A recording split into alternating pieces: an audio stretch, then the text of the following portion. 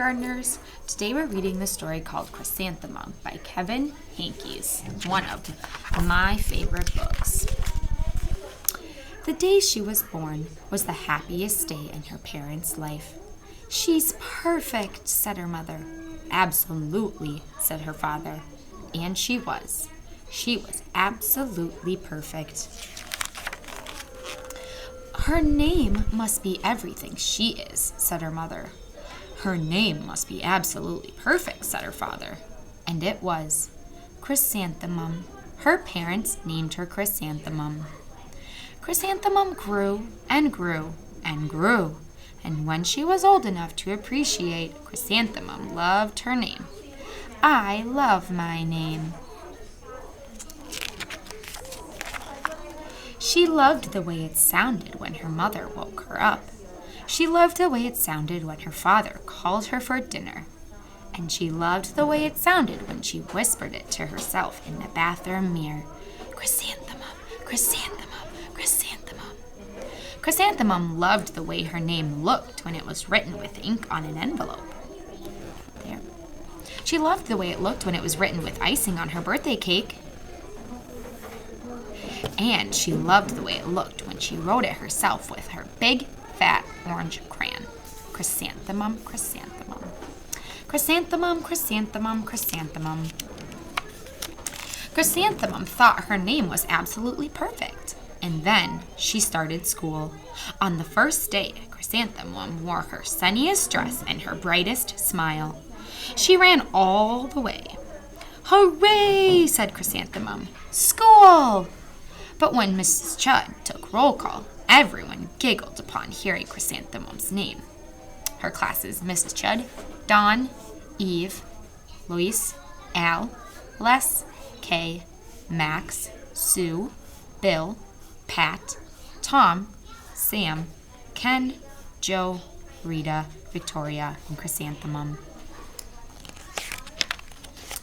"It's so long," said Joe. "It scarcely fits on your name tag," said Rita, pointing. "I'm named after my grandmother," said Victoria. "You're named after a flower." Chrysanthemum wilted. She did not think her name was absolutely perfect. She thought it was absolutely dreadful. The rest of the day was not much better. During nap time, Victoria raised her hand and informed Miss Chudd that Chrysanthemum's name was spelt with 13 letters. "That's exactly half as many letters as there are in the entire alphabet," Victoria exclaimed. "Thank you for sharing that with us, Victoria," said Mrs. Chudd.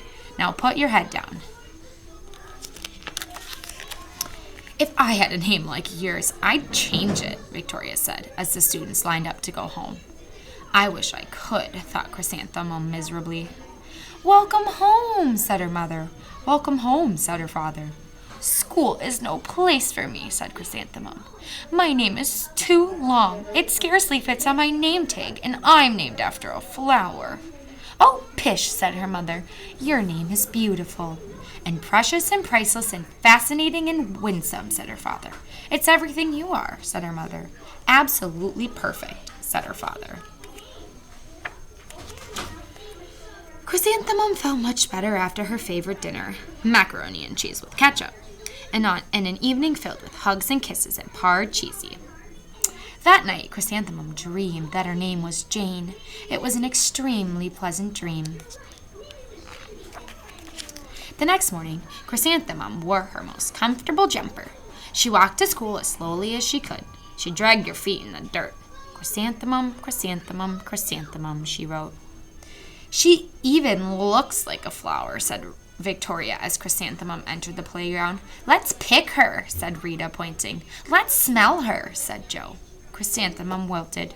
She did not think her name was absolutely perfect. She thought it was absolutely dreadful. The rest of the day was not much better. During nap time, Victoria raised her hand and said, "A chrysanthemum is a flower. It lives in a garden with worms and other dirty things." "Thank you for sharing that with us, Victoria," said Miss Chudd. "Now put your head down." "I just can't believe your name," Victoria said, as the students lined up to go home. "Neither can I," thought Chrysanthemum miserably. "Welcome home," said her mother. "Welcome home," said her father. School is no place for me, said Chrysanthemum. They think I even look like a flower. They pretended to pick me and smell me. Oh, pish, said her mother. They're just jealous, and envious, and begrudging, and discontent, and jaundice, said her father. Who wouldn't be jealous of a name like yours, said her mother. After all, it's absolutely perfect, said her father. Chrysanthemum felt a trifle better after her favorite dessert, chocolate cake with buttercream cheese frosting, and another evening filled with hugs and kisses and parcheesi. That night, Chrysanthemum dreamed she really was a chrysanthemum. She sprouted leaves and petals. Victoria picked her and plucked the leaves and petals one by one until there was nothing left but a scrawny stem. It was the worst nightmare of Chrysanthemum's life. Chrysanthemum wore her outfit with 7 pockets that morning. She loaded the pockets with her most prized possessions and her good luck charms. Chrysanthemum took the longest route possible to school. She stopped and stared at each and every flower. Chrysanthemum, chrysanthemum, chrysanthemum, the flowers seemed to say. That morning, the students were introduced to Miss Twinkle, the music teacher. Her voice was something out of a dream, as was everything else about her. The students were speechless. They thought Miss Twinkle was an indescribable wonder. They went out of their way to make a nice impression. Miss Twinkle led the students in scales. Then she assigned roles for the class musical. Victoria was chosen for the dainty fairy queen. Rita was chosen as the spiffy butterfly princess. Jo was chosen as the all-important pixie messenger, and Chrysanthemum was chosen as a daisy. Chrysanthemum's a daisy, chrysanthemum's a daisy, Jo, Rita, and Victoria chanted, thinking it was wildly funny. Chrysanthemum wilted.